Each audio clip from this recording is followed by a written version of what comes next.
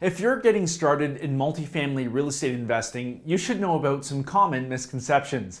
These are the things I wish I knew about when I first started investing in real estate many years ago.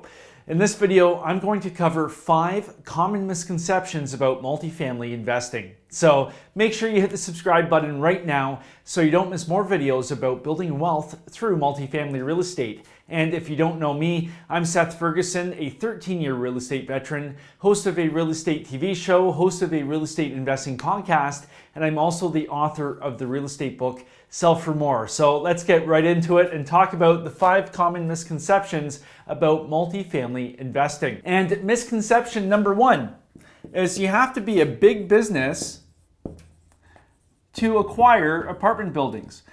Now, sure, there are many insurance companies, life insurance companies, large REITs or REITs that acquire a large amount of multifamily real estate. And there's a good reason for that because of the stability, because of the strong cash flow and the upside with forced appreciation. Life insurance companies love multifamily because life insurance companies need to earn a sizable return on the premiums they are collecting. When they pay out an insurance claim, they don't want to be stripping their bank accounts. The strong cash flow from their investments is what pays that out.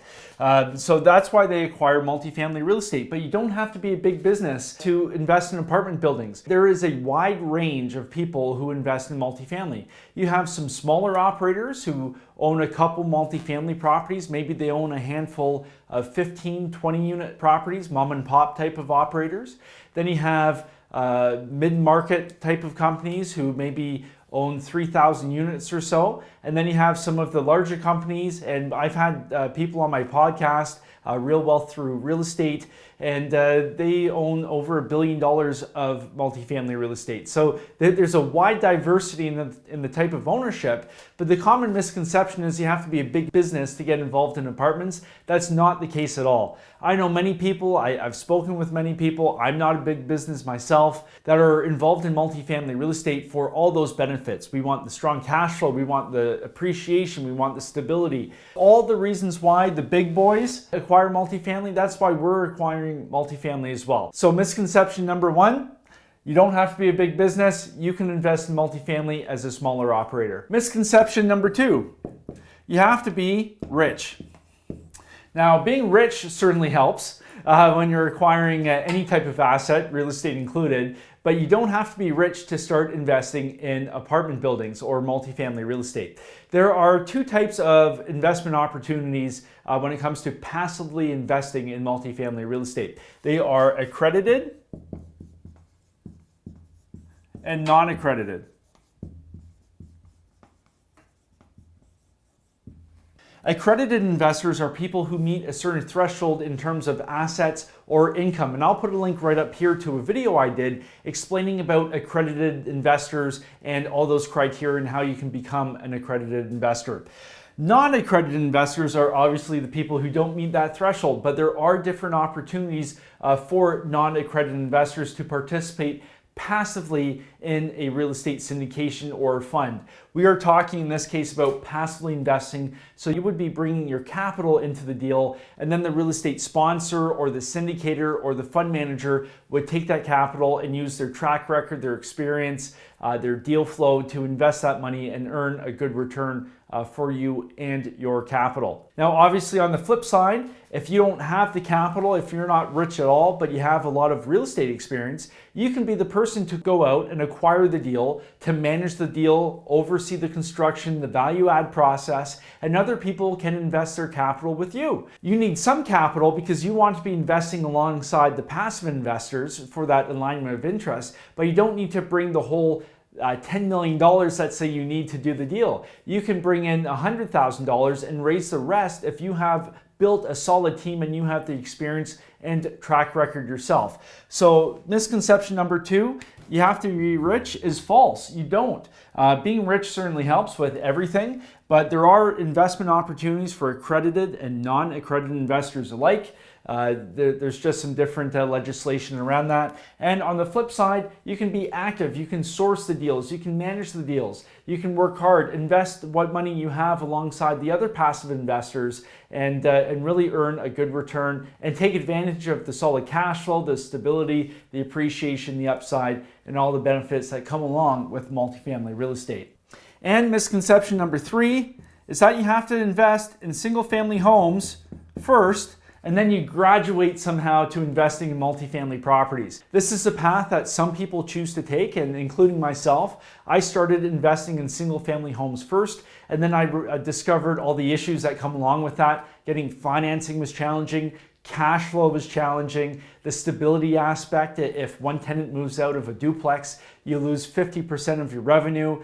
All those things made multifamily real estate investing much more appealing. So it's a misconception that you have to somehow invest in single family homes and duplexes and triplexes first. That's not the case at all. And let me tell you this, if I could hop in a time machine right now and go back in time to my younger self and sit down with myself at the table or whatever and say, Seth, I'm going to give you one piece of advice, I would tell myself to skip doing the single family homes and get right into multifamily real estate investing.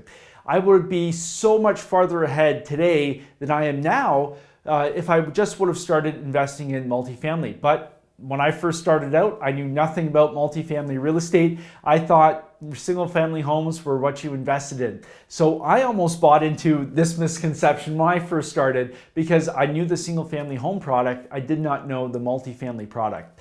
So this is a huge misconception. I talk with a lot of people on my podcast. I think I mentioned that before, Real Wealth Through Real Estate. And so many of the multifamily investors that I have on the podcast, a majority of them say that they wish if they could go back, they would have started in multifamily real estate sooner. It's just a matter of confidence and surrounding yourself with the right people. So if you're out there just getting started in real estate investing and you're not sure if you should go multifamily or single family homes, if you're like me, I wish I would have started in multifamily so much sooner, and maybe that's the right move for yourself as well. So one piece of advice I give people is think about where you want to end up 10 years down the road and select the right asset that's going to move you forward closer to your goals. If you want to be more passive in terms of your investments, if you don't want to be picking up the phone from tenants, if you want to have professional management managing your portfolio, if you want the stability, the cash flow, maybe multifamily is a better asset for your portfolio than a single family home. I know people who are successful with both, but for me and my real estate goals, multifamily is where it's at. And I wish, like I said, I wish I could have gone back in time and steered myself more towards the multifamily route. But we can't go back in time, we can only look forward, and forward for me is multifamily real estate. Misconception number 4 is the deals are harder. Now, this is a big misconception. I'm referring to my podcast a lot on this video. I'm not sure why. It's a great podcast if you want to check it out. In talking with over 300 real estate investors, we always get talking about, if scaling up's easier, if things do get easier with scale, or were things easier back when they were doing smaller deals. Almost every single person I've had on the podcast says the more you scale up, the easier it gets. And there's several reasons for this. Well, number one, just finding the deals, doing the underwriting, building the relationships. Building relationships with real estate brokers and sellers, it takes the same amount of phone calls to build a relationship with a person selling a duplex as it does with somebody selling a 200-unit apartment building. It's the same time on the phone, it's the same types of conversations we have. It's just we're dealing with a larger asset. So in that case, it's not harder, it's the same amount of work. In terms of underwriting deals, once you have a process in place, multifamily is a lot more predictable because it's valued based on the income approach. So it's a totally different way of valuing real estate. And I'll put a link right up here to the video I did explaining the income approach rather than the comparable approach that's used with residential real estate. And then when it comes to management, a lot of people self-manage with single family homes. And if they do hire a property manager, they're paying 10 to 12% of their gross rents. With the scale, it becomes easier to manage because you have full-time staff, let's say on a 150 unit property. your management fees are significantly less, and the property actually supports the full-time maintenance staff, the full-time leasing agents.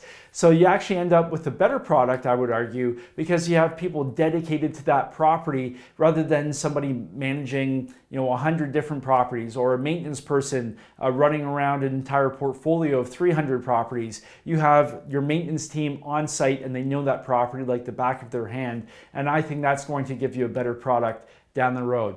So is multifamily harder? No. Is it a different way of valuing real estate if you're used to single family homes, if you did take the single family home route? Yes, but it's just a matter of educating yourself and putting yourself in the right sphere of influence with other people being successful in that space. Multifamily real estate is an art that you learn, just like it is investing in single family homes. It just takes dedication, and once you know the material and you do your first couple deals, you won't look back and you will wish you jumped into multifamily a whole lot sooner. And misconception number 5 is you have to do it alone. This is something I fell victim to when I was doing my single family home investing. I was thinking very one-track minded. I thought I had to acquire all the properties and not partner up with people. I needed to have ownership of the portfolio. This is not the case, and especially so with multifamily real estate. One of the beautiful things with multifamily is you're able to partner with other people, and you can actually have experts dealing specifically what they are experts in. For example, let's say you are an expert underwriter. Spreadsheets is the name of the game, and this is what you're the best at. In a multifamily deal, you have more meat on the bone, so you can actually have an expert capital raiser raise all the capital if that's not your thing. You can have somebody with the construction management experience managing all the value add and the renovations if you're the person doing the underwriting. Or maybe you have the deal flow, but you don't have the underwriting experience. Well, you can just build a team and have all the deals roll in and then pass them off to somebody to underwrite.